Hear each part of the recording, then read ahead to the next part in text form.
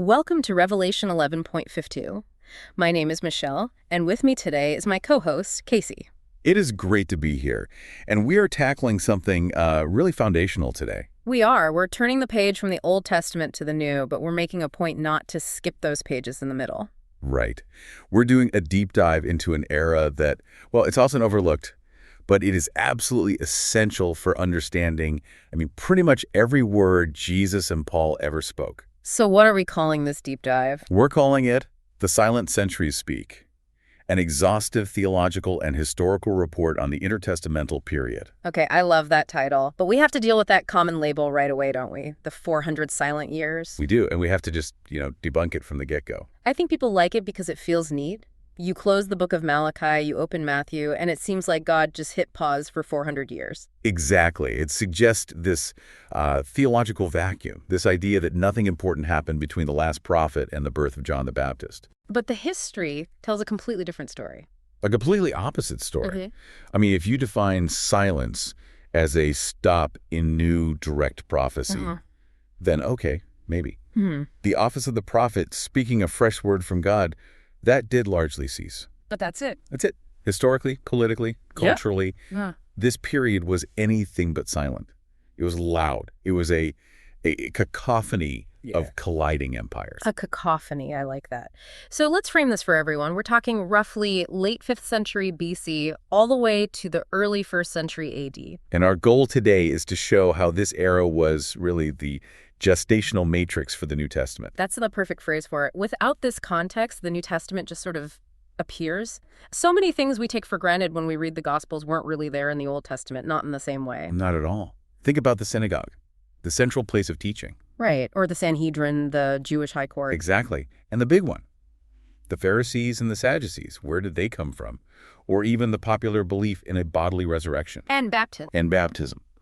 All of these were forged in the fires of these so-called silent years. So the focus shifted. It wasn't about receiving new oracles from a prophet anymore. No, it pivoted. It moved to the sage and the scribe. It became all about the inspired interpretation of the existing Torah. And that shift changes everything. Okay, so let's start at the beginning of this period. We're in the Persian era. Right. We've moved past the Babylonian deportation. Cyrus the Great of Persia conquered Babylon in 539 BC and had a totally different policy. He let the exiles go home. He let them go home, rebuild their temple, rebuild their city. We see it all in Ezra and Nehemiah. So for about 200 years, Judea is this relatively quiet little province inside the Persian Empire. Stable. Very stable. And that stability was crucial because it allowed for some huge structural shifts in Jewish society. The most important one was the separation of the king from the government. Because the Persians weren't going to let them set up another Davidic king. No way. That's a potential rival. So with no king, a power vacuum forms. And it gets filled by the high priest. Exactly. The government becomes a hierarchy, a rule by priests. The high priest is now the de facto governor, the liaison to Persia, the head judge, everything. And you can see how that could go wrong. It's the seat of corruption. When that office becomes a political prize instead of a sacred duty, you attract the wrong kind of people, ambitious people. And that will become a huge problem later on. A devastating problem. Yeah. Alongside that, you have a massive cultural shift happening. Language. Hebrew is fading as the common language. It's becoming the language of liturgy, of the temple. But on the street, people are speaking Aramaic. Which was the international language of the Persian Empire. Right. And this creates a practical problem for worship. When you read the Torah in Hebrew, the average person, well, they can't fully understand it. So you need a translator. You need a translator, a maturgman. And this leads to the Targum, an oral Aramaic paraphrase given right there in the service. And what that does is institutionalize the need for an interpreter. The scribe, the Bible scholar, becomes a central, powerful figure. This is also where the synagogue really takes off, right? Yes. The temple is rebuilt for sacrifices, but the synagogue becomes something new and revolutionary. Yeah. It's local, it's decentralized, and it's not about sacrifice. It's about studying the text. It's about study, prayer, and instruction. And that infrastructure is, it's just so providentially important. It's the very system Jesus and later Paul will use to spread their message. It was already there, waiting for them. So this quiet Persian period ends, and it ends violently. It does. In 332 BC, Alexander the Great sweeps through, and the Hellenistic period begins. And this was not just a military conquest. It was a cultural crusade. Absolutely. Yeah. He wanted to spread Greek culture Hellenism everywhere. The language, the philosophy, the gymnasium, the theater. And that presented a totally new kind of threat. A seductive threat. It wasn't about demanding taxes. It was about demanding assimilation. It offered this whole worldview that was, frankly, at odds with Jewish monotheism and their idea of being a people set apart. Now, Alexander dies young, and his empire splits up. Judea gets caught in the middle. Right. It becomes this buffer state between two dynasties, the Ptolemies in Egypt and the Seleucids in Syria. For about a century, it's under the Ptolemies, and things are, well, they're relatively quiet again. But something hugely important happens during that quiet time, not in Jerusalem, but in Alexandria, Egypt. Yes. Alexandria had this massive, thriving Jewish community. And they were Greek-speaking. They were losing their Hebrew. So they needed the scriptures in their own language. Which leads to the most important literary event of the entire period, the creation of the Septuagint, the LXX. The Greek translation of the Hebrew Bible. And its significance is just, it's impossible to overstate. First, it makes the Bible accessible to the entire non-Jewish Greek-speaking world. But more than that, it becomes the Bible of the early church. It is the Bible of the early church. When you see Paul or Matthew quoting the Old Testament, 90% of the time they are quoting the Greek Septuagint. And that translation choice had real theological impact, didn't it? Huge impact. It provided the very vocabulary for Christian theology. Think of words like kurios for Lord or Christos for Messiah. Give us an example, a really clear one. Okay, the big one is Isaiah 7:1. In the New King James Version, it says, "Behold, the virgin shall conceive and bear a son, and shall call his name Emmanuel." Right. The original Hebrew word is Alma, which just means young woman. It can mean virgin, but it doesn't have to. But the Septuagint translators chose the Greek word Parthenos, which specifically and unambiguously means virgin. So when Matthew is writing his gospel, he has his proof text. He's relying on that specific theological choice made by the LXX translators centuries earlier. It was the necessary bridge for New Testament theology. Okay, so that relative piece ends around 198 BC. Yes. The Seleucids, based in Syria, take over. And this is when the cultural clash becomes an existential crisis under a king named Antiochus IV Epiphanes. Epiphanes meaning God manifest. He literally called himself that. And he was determined to unify his empire by force through radical Hellenization. And he saw Jewish uniqueness as a political threat. And what's tragic here is that this wasn't just an outside course. There was an internal civil war happening, too. That's the key. The crisis was fueled by Jewish aristocrats, even priests, who embraced Hellenism to gain power. The corruption of the high priesthood became absolute. It was literally for sale. It was. A man named Jason bribed Antiochus to become high priest. Then a few years later, another man, Menelaus, outbid him. And Menelaus wasn't even from the right priestly family. Not even close. And to pay his bribe, he stole and sold the sacred vessels from the temple.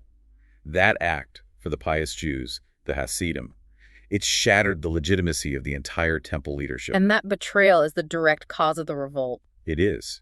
Antiochus, frustrated after a defeat, takes it out on Jerusalem in 167 BC. And this isn't just persecution, it's attempted genocide. He outlaws Judaism. Completely. Yeah. Bans circumcision, the Sabbath, burns Torah scrolls, and then comes the ultimate desecration, the abomination of desolation. He sets up a pagan altar in the temple. Altar to Zeus, right over the altar of burnt offering, and he sacrifices a pig on it. That one act just sears itself into the Jewish mind. It shapes all their future expectations about the end times. It does. It's the trauma behind the visions in the book of Daniel. It's what Jesus is referring to in the Olivet Discourse in Mark chapter 13, verse 14, when he says, "So when you see the abomination of desolation, spoken of by Daniel the prophet, standing where it ought not to be," he's using that event as a template for the future. But the people fought back. They did. Resistance started in a small village, led by an elderly priest, Mattathias, and his sons, the Hasmoneans. And leadership fell to his son Judas, nicknamed Maccabeus. The Hammer.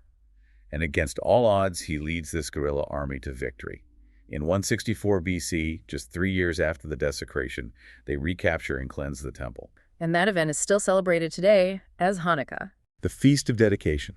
And it's not just an Old Testament story. It's right there in the New Testament.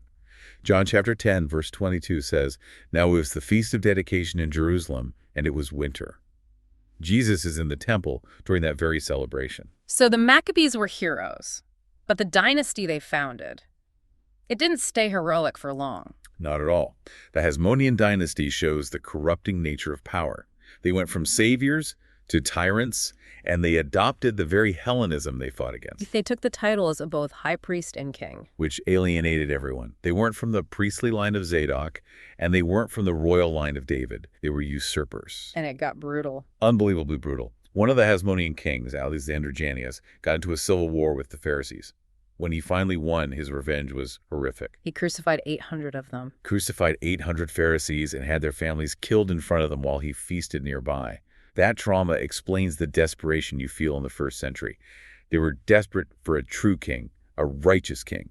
And all this conflict and corruption leads to this fracture in Judaism itself. Exactly. By the time of Jesus, there's no single Judaism. There are competing Judaisms, and you have to understand them to understand the Gospels. Okay, let's break them down. First, the Pharisees. They were the party of the people, middle class, lay-led. They believed in the oral law traditions passed down alongside the written Torah, and they believed strongly in the bodily resurrection of the dead, angels, and demons. This is who Jesus argues with the most, but he actually shares their core theology on the afterlife. He does. His issue is with their hypocrisy and legalism, not their fundamental beliefs. Then you have their opponents, the Sadducees. The Sadducees were the wealthy priestly aristocracy, the establishment. They controlled the temple and the Sanhedrin. And they believe the opposite of the Pharisees on almost everything. Pretty much. They rejected the oral law, and crucially, they denied the resurrection or any significant afterlife. Their only goal was to maintain their power and the temple system under Rome. They're the ones who orchestrate Jesus' arrest to protect that status quo. And then there were the Essenes. The Essenes were the breakaway group. They saw the temple priesthood as hopelessly corrupt, so they just left. They went into the desert, like the community at Qumran, to live a life of ritual purity and wait for God's fiery judgment. They were expecting an apocalyptic war. A war between the sons of light and the sons of darkness. They shared some ideas with John the Baptist, like ritual purity, but their theology was full of hatred for their enemies, which is the total opposite of Jesus' message. So all this internal conflict just weakened them. Fatally. The last Hasmonean kings got into a civil war, and both sides did something incredibly foolish. They appealed to Rome to settle the dispute. And Rome doesn't come to mediate. Rome comes to conquer. Of course. In 63 BC, the Roman general Pompey the Great walks into Jerusalem, ends Jewish independence for good, and just to make a point, he walks straight into his holies in the temple. And from that point on, Judea is under Roman control. Yes. And Rome eventually installs its own client king, an Idumean, a foreigner named Herod the Great. Who is the king when Jesus is born? A fascinating, terrifying figure. A paranoid tyrant, but also a master builder. He starts that massive, decades-long project to renovate the Second Temple, turning it into one of the wonders of the ancient world. But he was also a monster. He was pathologically paranoid. He murdered his own wife, his mother-in-law, and 3 of his own sons because he saw them as rivals. So when you read in Matthew chapter 2 about the massacre of the innocents, it's completely plausible. A king who kills his own children wouldn't hesitate to slaughter the babies of a small village to eliminate a potential king of the Jews. Okay, so the stage is set politically. Let's talk about the final theological preparation. You mentioned resurrection earlier. Yes, the persecution under Antiochus forced a theological development. The Old Testament is pretty vague about the afterlife. But when you see righteous people martyred for their faith, you need an answer. Justice has to exist beyond the grave. Which is where we get that clear statement in Daniel. Exactly. The New King James Version of Daniel 12:2 says, "And many of those who sleep in the dust of the earth shall awake, some to everlasting life, some to shame and everlasting contempt." That became the popular hope. And there was also a development around the figure of the Messiah, specifically the Son of Man. This is so critical. In the book of Daniel, the Son of Man is a heavenly figure. But in other popular literature from this period, like the book of 1 Enoch, this figure is developed even more. He's a pre-existent heavenly judge who sits on God's own throne. So when Jesus calls himself the Son of Man over and over again, he's not just claiming to be a Davidic king. He's making a much bigger claim, a divine claim. He's claiming to be that heavenly judge. That's why the high priest tears his robes and accuses him of blasphemy. It all comes together. The politics, the language, the theology. Which brings us to Paul's famous phrase in Galatians. Yes, Galatians chapter 4, verse 4. "But when the fullness of time had come, God sent forth his Son, born of a woman, born under the law. So let's quickly summarize that fullness of time. What had this period and the Romans prepared? First, the Pax Romana, the Roman peace, and the Roman roads. It made travel safe and fast for missionaries like Paul. Second, a common language. Koine Greek, Alexander's legacy. It meant the New Testament could be written in one language and understood across the entire empire. And finally, the Jewish diaspora itself. The synagogues in every major city provided a platform, an audience that was already familiar with the Messianic scriptures thanks to the Septuagint. The world was uniquely prepared. So to wrap this all up, these silent centuries were anything but. They were the necessary bridge. The pressure cooker, it refined the Jewish people. It developed the institutions, the texts, and the theology that were absolutely required for the gospel to be received and understood. Without this context, the New Testament it doesn't make as much sense. Its conflicts and its characters come directly out of this turbulent soil. Absolutely. And that leads us to a final thought for you, our listener, to take away from this. We've talked about how desperate the people were for a king. Desperate for a political, military king. Another Judas Maccabeus who would throw off the Romans by force. So reflect on this.